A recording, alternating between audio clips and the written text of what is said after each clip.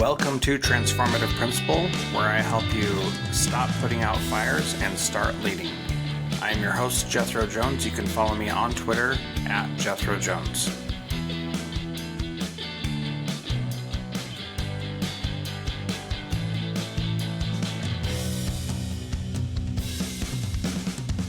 Welcome to Transformative Principal. I am your host, Jethro Jones. Excited today to have Ryan Steuer on the program. Ryan launched the first project-based learning middle school in the country and is the founder of Magnified Learning, a project-based learning professional development organization that equips teachers, instructional coaches, and principals across the country to engage learners, tackle boredom, and transform classrooms.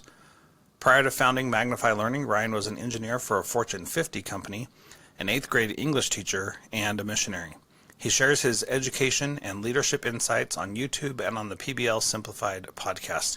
He is also the author of the book PBL Simplified, which will be released in just a couple weeks. Ryan, welcome to Transformative Principal. Jethro, thanks for having me on. Really excited to be here.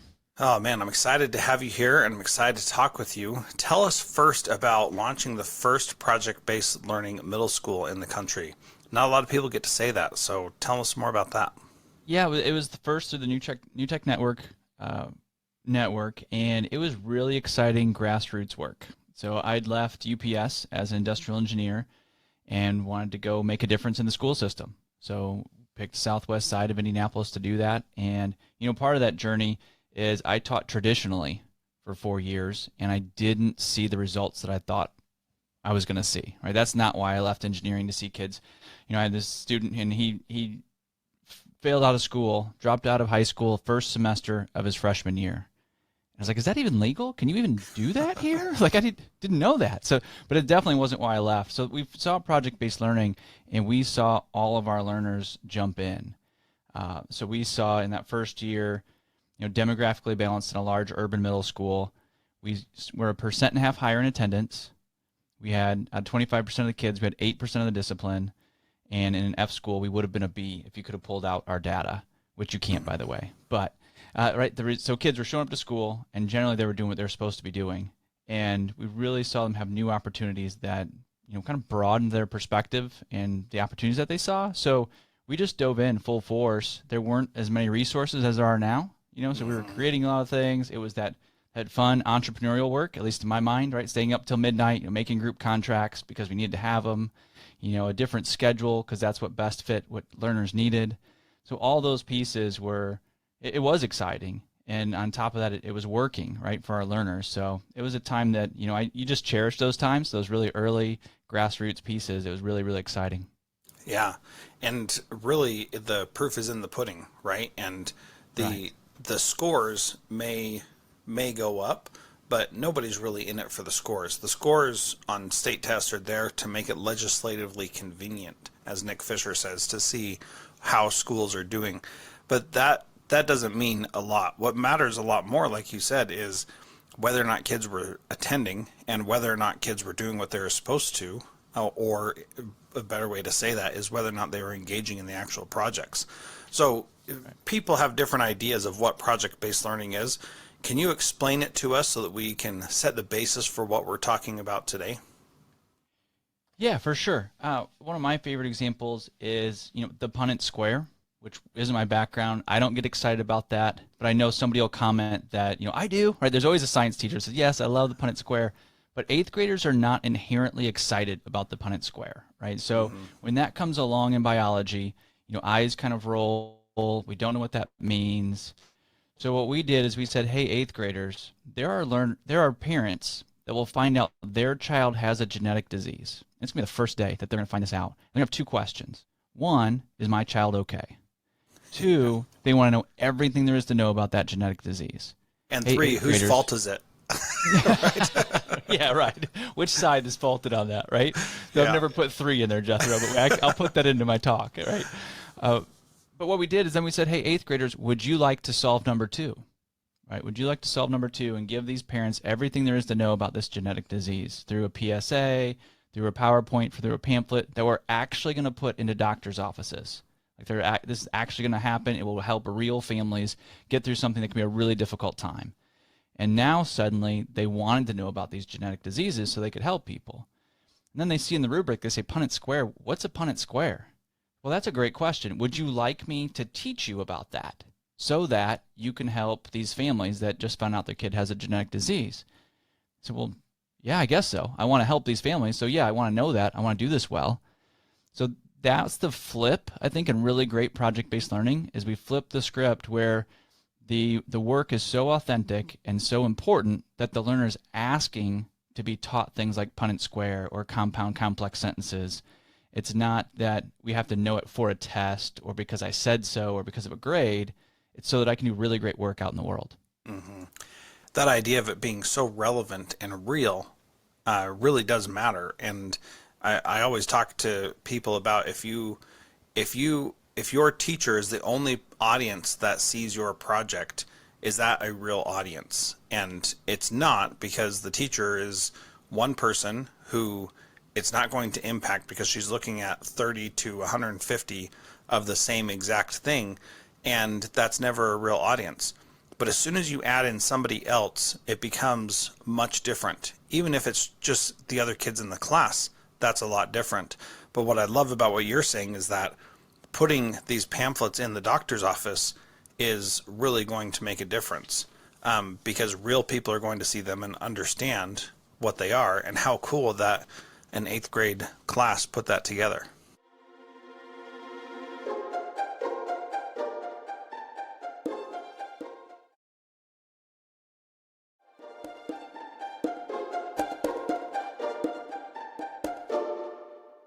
You know, and then as a former English teacher, the English teacher in that PBL unit, I said, what do you think happens if a parent reads a pamphlet that has a typo in it, or that has bad grammar, right? Like, are they going to trust that, right? So now suddenly my whole grammar lesson like has life to it, right? Because we're really invested in making sure that we have a really high quality end product. Yeah. So you teach this all over the country through Magnified Learning, and it's pretty amazing. But let's talk about the reality of that specific example. Once that pamphlet is made, then that project is not repeatable. So you got to do a new project with the next year's kids, and it's not something that you can just repeat over and over. After a few years, you can update that brochure, but do you really need to start from ground zero, or how do you manage those kinds of things? Yeah, great question. So, one way, because there are some projects you can do over and over again. Maybe you find other doctors' offices, but also just being real with the idea. That's true. If it's really authentic and you truly solve the problem, you need something new next year. And what we see is that our PBL facilitators that jump into this work in the classroom, that the engagement that they get out of that is worth the time of creating another PBL unit on the other side the next year, because the engagement goes. But it's a good point. So I try not to sugarcoat that. And we had a group that did a really great unit around the Olympics a little while ago, and then they did it again the next year, right? So, well, it flopped. So, well, why did it flop? Well, it wasn't authentic this year, right? The first year when the Olympics were actually coming, like there were commercials, there was all kind of hype around it. This time it was all kind of fabricated hype, and kids know what the fabricated hype is, and they don't engage in that. So there is a piece that, there are a lot more resources now than there used to be. That actually makes PBL much more accessible, I think, to every classroom. But there is a portion that there's some upfront work to getting things going, and then the learners start to drive a lot of that learning throughout the PBL unit, and then the role of the teacher changes to be facilitator, to people say like the guide on the side instead of the sage on the stage, and I'm always a little leery of things that rhyme when it's advice, but you get to have more of the relationship. You're helping kids problem solve and do some critical thinking that maybe you can't do in the lecture style of a traditional classroom. Mm-hmm. Well, I added one more rhyme to that sage on the stage, guide on the side, and I added in a compass among us just to make it rhyme. And I see the teacher as the compass, that she says which way is true north, but she doesn't tell you how to get there. She's not a GPS that helps you get back on track. She's the compass who says this is north, and you need, as the student, to be the one doing the work to get to where you want to actually be. And when you take that approach, then that changes the dynamic also, because it's about more than just, saying, here's this goal that I'm trying to get you to, but it's identifying the goal with the student and then being the one to say, are you going to make that goal? And what do you need to fix to make it to the end goal? That's good. Well, maybe I'll keep using that phrase then if I can add the compass among us, and I'll give you credit for that. Okay, that sounds good. I'll send you the blog post and put it in the show notes so people can see it, because it's something that whenever I explain it that way, then it really emphasizes the relationship that the teacher gets to have of being a mentor and a supportive person rather than being the fount of all knowledge. And it actually doesn't expect them to be the fount of all knowledge. It expects them to say, this is where we're heading, how are we gonna get there, and involves the kids in that contribution to really feel like they belong, as Dr. Susie Wise mentioned. So I want to talk a little bit more about some of these projects that you work with, but before we go to that, I want to go back to that question about creating new stuff. And how is it, like you mentioned that was really energizing for you, and you felt like you were, like, compared it to working in a startup where you're trying to get things done just in time for the kids to do them the next day. How difficult is that transition for teachers to go from, lesson planning to lesson guiding, or to lesson compassing, if we want to add that in?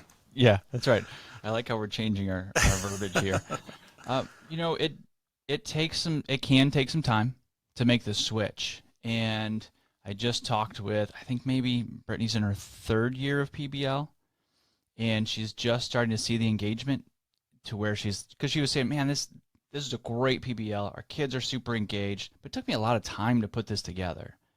She's starting to see that there's this upfront piece of time to create this, and then she's seeing that she doesn't have to take a week and a half to talk about probability. That gets shortened down to 3 days now because the kids are engaged. She's not creating engagement or dragging kids along. The kids are working to learn probability to solve their final problem. So she's starting to understand that. So I don't know if there's a rule of thumb for that. Like, some people jump on it, some don't. I think the advantage now in the PBL movement is that there are a lot more resources and structures. Mm-hmm. So in my book coming out in January 2023, we've got 6 steps that you can work within. There's a structure so that it's not just kind of a free-for-all of, hey, let's go figure out how to solve these, the potholes in the parking lot, right? And we're going to solve this for the community. There's a structure to define the problem. What do we want it to look like when it's solved? Research possible solutions, pick a solution, run it, and then reflect. So because there's a structure now, I think it's much, I don't want to say easier or convenient, but there's a place for teachers to step into project-based learning that wasn't there before. And they're not throwing everything out, right? Those lesson plans have a place. In that same example of, the doctor's office and the genetic diseases, the Punnett Square lesson plan that teacher's done in biology is still valid there. Right now it just has an umbrella of authenticity that it fits under instead of it's right before a unit test. So we're not starting over. Yeah, I really like that idea of an umbrella of authenticity, because what that says is, here are the things that matter in this umbrella, and put all the things that matter to this specific umbrella in there. And that can be a very stress-reducing approach to it, because you're not saying you have to completely change everything about how you teach. And really what you're doing is you're just changing one thing, which is, why are you doing this assignment? Or why are you doing this, whatever it is? And when you think about it like that, then if you don't have a real purpose, then it doesn't make a lot of sense anyway. Like, we're doing this unit because we have a test next week. That doesn't make any sense, right? Nobody gets that, right. Not even teachers. And right. Yet that's what we've been doing for a very long time. So I think that changing that dynamic of why are we doing this makes it much more easy for people to get on board, not to mention all the structures and resources that are in place now. Well, I've been using this term of bringing the why closer to the learner. Right? Like, it's true that you need to know the Punnett Square so you can do well in biology in high school. An 8th grader just doesn't care or can't see it because it's too far away.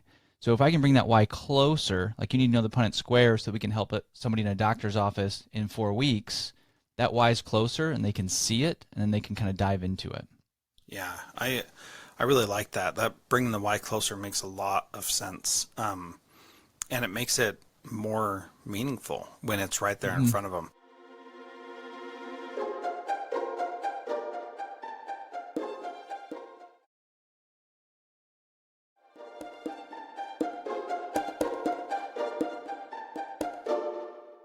I argue that anytime you say you need this so you can be successful in the next grade level or the next set of grade levels, you're just shooting yourself in the foot, and it's a Yep. complete waste of time, because no kid is thinking about that, nor does any kid care about that.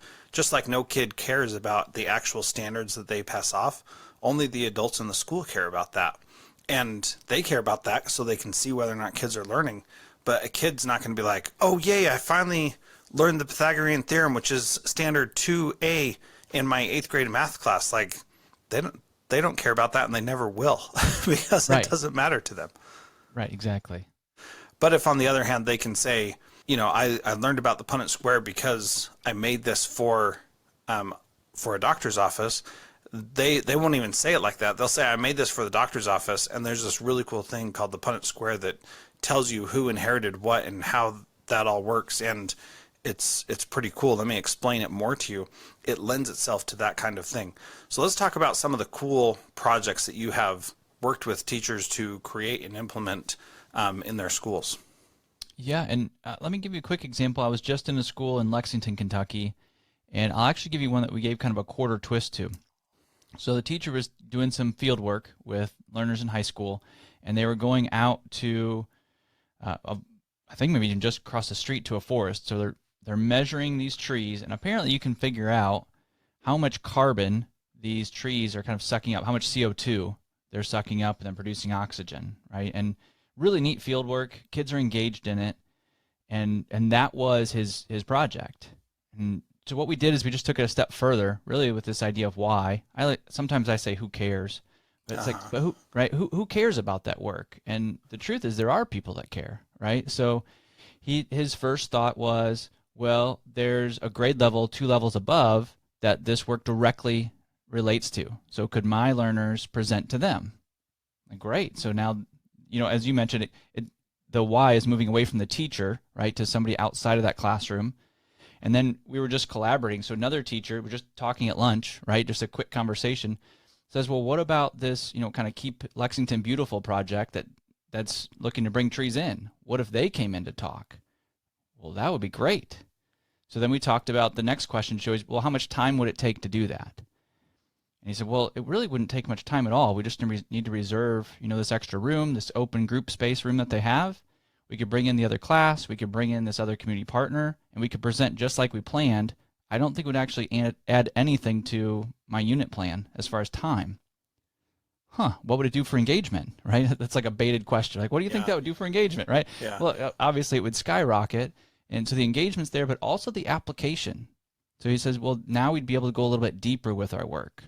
So we actually had some engagement because it was field work. They were getting outside the school building, but the community partner brings in the engagement and allows you to get into deeper rigor, which I really think is the reason we have engagement. Yeah.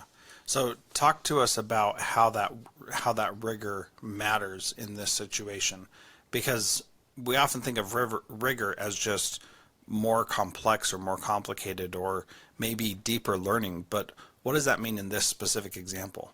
Yeah, great question. So in this specific example, it means that you can't just follow the formula in the book, right? Like you're going to have these different calculations that are not going to be round numbers, right? Yep. And then you're going to have to package these non-round numbers so that an audience can understand what you're talking about. So you've got these additional levels that you're adding and going deeper with to how do I now consider my audience when I'm presenting scientific knowledge? How do I collaborate to make sure that my non-round numbers, right? We all know that, like kids know that on a test, like they'll do it a couple of times until they get the round number. Like, well, that must be right. Right? That's right. But when you go out into a forest, like your numbers are not going to be round. So there's almost some inherent uneasiness from learners there. So how do they then take those numbers and transfer them to an audience that can understand them? You really start to get in some different levels of rigor. We say critical thinking a lot and communication. But I think you get to see it on a learner when you bring in this community partner that has an expectation outside of the textbook. Yeah, Ryan, that's really beautiful. one of the things that we worked on in our district was creating a earthquake detection machine in Kodiak, Alaska. Now, this in Indianapolis or Lexington probably is not going to have as much meaning because there's not a ton of earthquakes there. Just like in Kodiak, Alaska, there are trees, but there aren't a ton of trees, and we're an island in the Gulf of Alaska, so the the need for that carbon sucking thing is not as apparent to us, right? But debris cleanup from tsunamis is a big thing there, and so is earthquakes. And so with those two things, our kids worked to detect earthquakes before they actually happened. And a lot of prominent scientists do not believe that this is even possible, to be honest. And what's so cool is that we had a team that 2 years in a row won an international competition based on this idea of predicting earthquakes. And they went to Italy. High school students went to Italy, presented, and won this international competition against PhD level students trying to solve this problem, and it was just amazing because they actually predicted earthquakes. Now, they only predicted them by about 15 seconds, but the fact that you can predict them by 15 seconds is huge, because if you can predict them by 15, you might be able to predict them by minutes and eventually by hours. But making this a real project that actually mattered to us really made the rigor that much deeper, made it that much more complicated and complex, and then meaningful to us as well, because it was something that we dealt with on a regular basis. So there are earthquakes there all the time, so you always have an opportunity to be checking for them, and then you can get some false positives, you can get some false negatives, and then eventually you see what is actually working. And that scientific process that these kids went through to see what was actually happening, it's just incredible when you think that it's just high school kids doing that. Yeah, and I think sometimes we get stuck on engagement and rigor. Like, those are big words, they're important words we have to work with. But I think what I heard in that story is opportunity, right? Like that opportunity to just expand their view of the world. Like, hey, we're kids in Alaska, we get to go to Italy, right? Yeah. Like, their possibilities are just expanded in a way that's super powerful for what we really want for our learners. Yeah, so here's a different question. How important is it for you to bring in liaisons to help communicate between partners that you could be working with, like those doctors' offices or the Green Lexington group, and the actual school and teachers? What role does a liaison between those two play? Yeah, I think they've got a good place to be. I don't think you have to have a liaison, right? We've got teachers that can reach out, have a good network, and they can bring in community partners well. But we do see districts that have a liaison out to the community. They'll have a community partner breakfast, once a quarter. They'll bring them in and share some of the great examples of project-based learning that's happening, and also use that opportunity to say, hey, here's what's coming up. Would you like to step in? And you get to really cultivate some of those relationships well. And once you can get some community partners that come back again and again, that, one, they have empathy for your learners. They know that things aren't going to be perfect, but they know that they can add to the learning environment. But you can also ask more of them, right? So instead of maybe being at a presentation to listen and give some feedback, they might come in the middle and do a marketing workshop, right, with learners, and really be a part of the process of the scaffolding for a PBL unit. So the liaison can do a really nice job of that. Visit some Rotary organizations or Lions Club and start to network for teachers, which we know that time is always a piece that we're trying to kind of shelter our teachers, get them as much time as we can. So a liaison can definitely play a pretty, I guess I should really say, an amazing part. I've seen it done really, really well with these community partner breakfasts once a quarter, where it gives the learners a chance to shine again. And learn how to talk to business people out in the world, which is one of the key metrics I think we want our learners to have. Yeah. The thing I'd like to highlight from what you said is that you're inviting those community partners to be more than just the audience, right? And we talked a little bit about that before, that we're expanding the audience. But if you get them to participate in the role of teaching as well, there can be some really powerful results from that. Can you share an example of where you've brought them in earlier on and seen how they could be part of the teaching process? Yeah, we had a a community partner who analyzed DNA for the state police department, and was literally across the street from the school, like just kind of in this strip mall almost. And so here we find Dr. Bush. She becomes a great partner for us, a great advocate. But she came in and talked about some DNA stuff that just went way over our heads, but we all knew it and just loved it, right? Like the students, the teachers, it's like she really knows what she's doing. She's doing this in the real world, and she could show us some of the work that she was doing. So she answered our questions at the lower level, but it was really neat to also have somebody there that could kind of expand the universe of DNA for us and for the learners. Again, just that opportunity and awe factor. There was rigor that was well beyond any of us, right? But to know that that's there from somebody who cares enough to come into the classroom it's a powerful experience for kids. Yeah, that's so cool. I love that idea. And whenever you can bring someone in to share what they're passionate about as a human being, then Right. it's way more engaging and authentic also, because it's not a teacher teaching because she has to or even wants to teach that. It's somebody who has made this their life work. It's a much different energy that they bring to the table with that. So, Ryan, the final question that I ask is, what is one thing that a principal can do this week to be a transformative leader like you? One thing that they could do is to go and talk to learners. And hopefully it's not the first time you've had this one, but just go and sit down with learners and and talk about what is it like in a classroom, or that assignment that's out there of follow a student for a day. Go and see what it's really like, and I think that can really start to create a grassroots movement, even for a principal, right? Who has to think about staff and culture and systems and processes, but really moving way back. Follow a specific student. Maybe you want to follow, your high achievers. Maybe you want to follow some learners that struggle, or middle of the road. Like, follow some of those students and let that be your guide. And obviously, you can't make a bunch of different decisions the next day, but just let that experience kind of soak in that a little bit and say, how can I improve that as a building leader? Yeah, I think that's really good advice.